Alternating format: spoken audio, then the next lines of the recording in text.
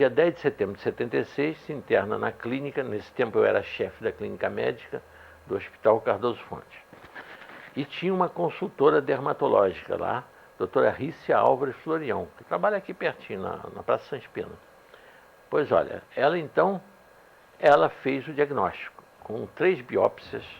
É uma senhora que há 8 meses não andava, estava em cima de uma maca, entrevada, e chega, é internada no hospital. Bom, aí ela faz o diagnóstico, tira as biópsias, manda para a anatomopatologia do hospital, e a doutora Glória Moraes, a chefe da anatomia patológica, dá o laudo: esclerodermia fase final.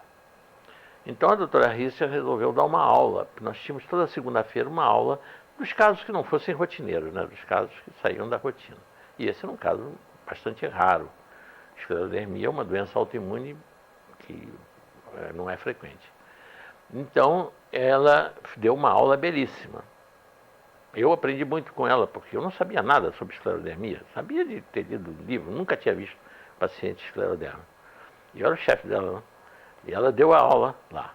Quando terminou a aula, quando estava terminando no prognóstico, para dizer o que tinha a fazer pela paciente, a doutora Rícia mandou a enfermeira levar a paciente. Eu entendi. E disse para ela: bom, agora chegou a hora de dizer o que tem que fazer pela paciente. Você mandou tirar a paciente para ela não escutar. Ela disse: é verdade, eu não tenho nada a fazer pela paciente.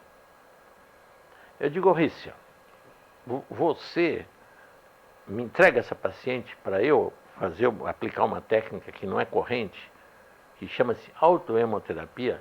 Ela riu e disse assim, ela riu na frente do chefe, que era eu, e dos outros 2 assistentes, que eram meus assistentes. Então, Moura, eu fui residente médica, o senhor sabe que eu cheguei em maio dos Estados Unidos, eu era residente médica lá, numa clínica para onde convergiam todos os casos de esclerodermia de todos os Estados Unidos. E a clínica não era mais nada do que um depósito de escleroderma. Não tinha mais nada a fazer. Então, o senhor acha que pode fazer? Eu digo: olha, eu vou agora em casa pegar os 2 trabalhos, do Gesso Teixeira e que esse aqui, e do Ricardo Veronese. Vou pegar esses 2 trabalhos e você vai ver que a ideia tem fundamento. Fui, levei uns 20 minutos para trazer os trabalhos. Cheguei lá, li essas partes principais dos 2 trabalhos e perguntei a ela: e agora, Rícia? Ah, tem lógica, pode funcionar, vale a pena. E eu então fiz, mas eu precisava, como ia fazer uma coisa nova num hospital, que ninguém nunca tinha feito, eu fiz uma dose brutal. Eu tirei 20 centímetros cúbicos de sangue e apliquei 5 em cada braço e 5 em cada nádica, porque eu tinha que produzir um resultado, ou funcionava ou não funcionava, eu tinha que chegar aqui. A melhora foi uma coisa espantosa. Ela ficou, os tecidos dela, porque a pessoa com esclerodermia fica com a pele como se fosse pele de um jacaré, dura.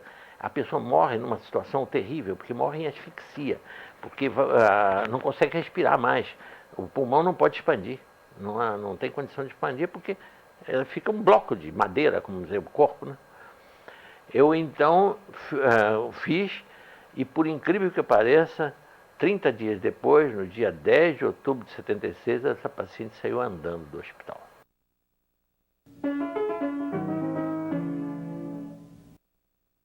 Muitas aplicações. Primeiro, todas as doenças infecciosas, de modo geral. Segundo, todas as doenças alérgicas. Ela tem um efeito maravilhoso na asma bronca, nas alergias cutâneas, em doenças que ainda não se sabe bem o que é. Por exemplo, na psoríase funciona maravilhosamente bem. Nas doenças autoimunes, que são muitas hoje, doença de Crohn, uma doença autoimune que destrói o intestino, quer dizer, os anticorpos atacam o final do intestino delgado. A doença de Crohn, o jejum. Então, doença de Crohn. O lúpus, eu já usei, tem uma paciente que também, vou dizer só os iniciais dela, RS. Essa moça ensina crianças a bailar em Caxias. Ela sofria de lúpus. Eu digo ela sofria, não, ela sofre, mas não tem sintoma mais, não tem nada, como se estivesse curado. E ela leva essas crianças todo ano, patrocinado pela Itália, para dançar lá na Itália. Crianças de rua que ela ensina a dançar. Essa moça, eu tratei de lúpus. Ela não podia, não tinha condições de trabalhar, nem de fazer nada. Foi isso. Então, no lúpus, a esclerodermia que eu já contei, a artrite reumatoide dá um excelente resultado em artrite reumatoide. Eu tenho uma paciente da UFRJ, uma funcionária de lá, que estava praticamente sem andar há 8 anos, e com a autohemoterapia, ela está hoje normal. Ela sobe no meu consultório, pega ônibus, não tem mais problema nenhum. Na miastenias graves, eu tenho uma paciente que tem a minha idade, 78 anos. Essa paciente, ela até tem um mês mais do que eu, 79, vai fazer 79 antes de mim, que eu faço 79 em maio. E ela foi diagnosticada miastenias graves em 1980, no Instituto de Neurologia, na Avenida Pasteur. E foi dado como não tendo nada a fazer, porque nada se fazia mesmo. E ela vem fazendo autoimunoterapia desde 1980. Ela é a única sobrevivente dos diagnósticos feitos da miastenias graves, todas as pacientes que tinham miastenia grave na época que ela começou, em 1980, não existe nenhuma viva. Só ela. Vai no meu consultório com a filha, acompanha. A filha, ela toma ônibus. Pessoa humilde e tudo, toma ônibus. E chega no meu consultório. Isso 24 anos depois. Então, é realmente uma coisa incrível da gente de não se divulgar um trabalho que beneficia, que alivia o sofrimento de tanta gente, em tantas direções, vamos dizer, em tantas patologias, em tantos tipos diferentes de doenças crônicas e agudas também.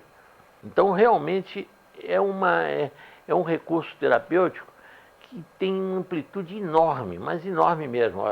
E o benefício que causa, por exemplo, em 1980, no consultório que eu tinha na cidade, no edifício de Paoli, que era numa sala que um irmão que tinha lá, e eu atendi uma senhora,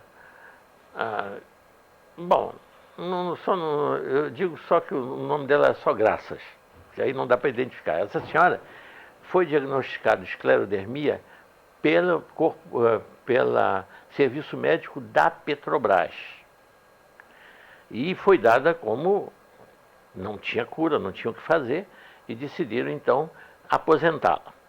Foi quando ela me procurou. E eu contei o caso de 4 anos antes, do caso de esclerodermia, da outra paciente do Hospital Cardoso Fontes. Contei a ela e ela decidiu fazer o tratamento. E eu fiz o tratamento dela e ela não tem sintoma nenhum, nem nada, até o dia de hoje, e só vai se aposentar no ano de 2005 por tempo de serviço. Ia se aposentar em 1980. E só vai se aposentar 25 anos depois. Então, realmente é uma coisa que poderia mudar. E como mudou a vida dela? Imagine se ela se aposentasse naquela altura, que aposentadoria ela teria hoje, que situação ela teria. Bom, provavelmente nem viva estaria, né? Se não tivesse feito esse tratamento, não teria. Então, é uma coisa, é um recurso que tem um número enorme de aplicações e que tem uma explicação científica como funciona. Não é algo dizer que é misterioso, que é uma magia, uma panaceia qualquer, não.